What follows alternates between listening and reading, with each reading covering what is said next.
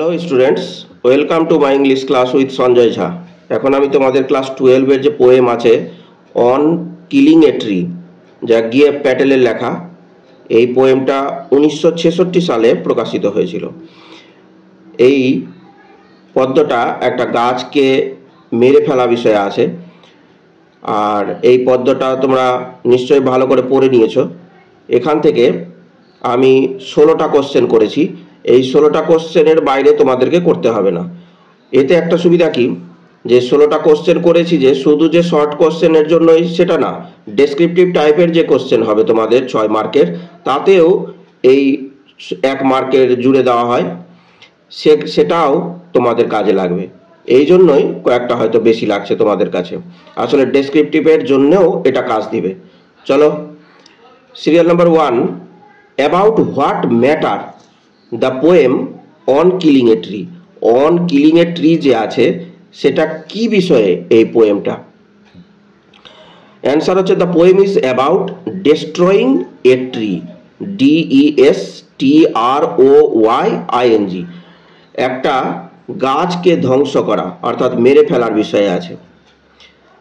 Second হচ্ছে consuming the আর্থ, এই মাটি থেকে শোষণ করে। What is consuming and why, কি শোষণ করে আর কেন?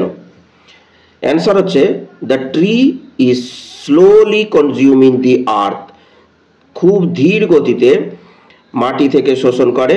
ফর ইটস ওন নুরিশমেন্ট, তার নিজের খাবারের জিনিসগুলো। Serial number 3, what is meant by leprous hide of the tree. Leprous বানানটা দেখো, LEPROUS। লেপ্রোয়াস কথাটা লেপ্রোসি থেকে এসছে, অর্থাৎ গাছের যে দাগ দেখতে পাওয়া যায় সেটা, যা কুষ্ঠ রোগ যে আছে তার মতো। এখানে কি বলতে চেয়েছে গিয়ে প্যাটেল অর্থাৎ কবি? This means the rough, bare and spotted barks, BARKS of the tree. আসলে এই লেপ্রোয়াস হাইড বলতে চেয়েছে যে রাফ, উন্মুক্ত এবং দাগযুক্ত এই বার্কস, বাকলে অর্থাৎ কাণ্ডে একটা গাছের। Serial number 4, but this alone wouldn't do it, কিন্তু এটা একাই এটা করতে পারে না। What does the poet mean here, এখানে এই লাইনটাতে কি বলতে চেয়েছে কবি? দ্য পোয়েট মিনস হিয়ার, এখানে বলতে চেয়েছে that a tree can not be killed by the effort to hack and chop it, যে একটা গাছকে শুধুমাত্র কেটে ফেললে বা কেটে টুকরো টুকরো করে দিতে গেলেই যে মরে যাবে তা না। Serial number 5, where from will the curled green twigs rise, কোথা থেকে এই কোঁকড়ানো সবুজ পল্লব বের হয়?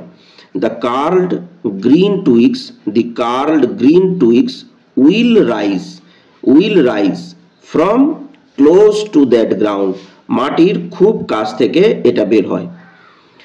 6, what are miniature boughs. Mini থেকে মিনিয়েচার কথাটা আছে, মিনি কথাটা বলে ছোট ছোট ছোট শাখা প্রশাখা বলতে কি বলেছে? Miniature boughs are the very small types of boughs, যে মিনিয়েচার বাউস বলতে ছোট ছোট ডালপালা বলতে বোঝাচ্ছে যে ছোট ধরনের যে শাখা প্রশাখাগুলো সেইগুলো। 7, what is to be done to the root of a tree, এই গাছের শিকড়ের কি করা হয়? The root of the tree is to be pulled out entirely from the deep earth, এই গাছের যে শিকড় আছে সেটাকে সম্পূর্ণভাবে মাটি থেকে উপরে ফেলতে হয়। Serial number 8, it is to be roped tied ... দিয়ে ছাড়া আছে। এই লাইনটার উপরে প্রশ্ন আছে যে which is to be roped and tied, কোনটাকে দড়ি দিয়ে বাঁধতে হবে এবং শক্ত করে? The tree is to be tied tightly with a rope, এই গাছটাকে টাইট করে বেঁধে দিতে হবে দড়ি দিয়ে। pulled out entirely, সম্পূর্ণভাবে টেনে ফেলতে হবে, উপরে ফেলতে হবে। what is to be pulled out entirely and how, কাকে এটাকে পুলড আউট করে নিতে হবে সম্পূর্ণভাবে, এন্টায়ারলি মানে হচ্ছে সম্পূর্ণভাবে। আর কিভাবে? The tree's deep root, root মানে হচ্ছে শিকড়, গাছটির গভীরে যাওয়া যে শিকড়টি আছে সেটাকে উপড়ে ফেলতে হবে পুলড আউট এন্টায়ারলি। বাই কিসের দ্বারা? Time tightly with a rope, rope মানে হচ্ছে দড়ি, দড়ির সাহায্যে শক্ত করে বেঁধে তাকে উপড়ে ফেলতে হবে। Question number 10, what is earth cave? Earth cave বলতে কি বুঝিয়েছে? when a tree is entirely pulled out, যখন একটা গাছকে সম্পূর্ণভাবে শিকড় শুদ্ধ উপড়ে ফেলবে with its root, a deep opening is caused, তখন কি হবে? যে একটা গভীর ক্ষত বা গর্তের সৃষ্টি হবে on the earth, এই মাটিতে, known as the earth cave, তাকে আর্থ কেভ বলেছে।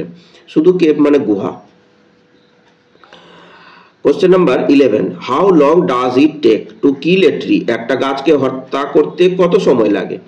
অ্যান্সার হচ্ছে it takes a lot of time, অনেক সময় লাগে একটা গাছকে হত্যা করতে। অ্যান্ড ইফোর্ট আর প্রচেষ্টা, টু কিল এ ট্রি, একটা গাছকে হত্যা করতে অনেক সময় এবং চেষ্টা বা প্রচেষ্টার দরকার পড়ে। Question number 12, what does a tree absorb to grow up? Grow আপের বৃদ্ধির জন্য কি কি অ্যাবজর্ব করে? টু গ্রো আপ প্রপারলি, ভালো করে বেড়ে ওঠার জন্য এ ট্রি অ্যাবজর্বস, একটা গাছের শোষণ করে সানলাইট, সূর্যের আলো, বাতাস এবং জল। Question number 13, which part of a tree is hidden? কোন অংশটা গাছের লুকায়িত থাকে অর্থাৎ আড়াল থাকে, দেখতে পাওয়া যায় না?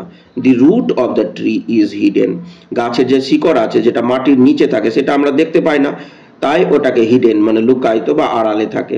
Inside the earth for years, এই মাটির নিচে বছরের পর বছর।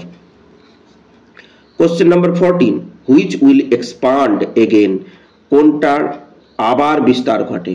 ফ্রম মিনিয়েচার বাউস, এই ছোট ছোট ডালপালা, এ ফুল গ্রোন ট্রি, সম্পূর্ণ বেড়ে ওঠা একটা গাছের উইল এগেন এক্সপান্ড, আবার বিস্তার লাভ করে। Question number 15, out of the anchoring earth, এই লাইনটার উপরে প্রশ্ন করেছে। What is meant here? এখানে এই আউট অফ অ্যাঙ্কারিং আর্থ বলতে কি বলতে চেয়েছে? As the BOT is অ্যাঙ্কার্ড in the river bed, ঠিক যেরকম নদী বক্ষে নোঙর করে একটা বোট মানে নৌকা, ঠিক তেমনি so also a tree anchors its roots in the earth, ওই রকম একটা গাছও তার শিকড়কে এই মাটিতে অ্যাঙ্কার মানে নোঙরের মতো করে রাখে। 16, what does the poet advice in this poem? এই পোয়েমে কবি কি উপদেশ দিয়েছে? দ্য পোয়েট অ্যাডভাইসেস, যে দেখছো ডাজ দিয়ে প্রশ্ন আছে তাই ভার্বটা অ্যাডভাইসেস এসে এস লাগাতে হবে।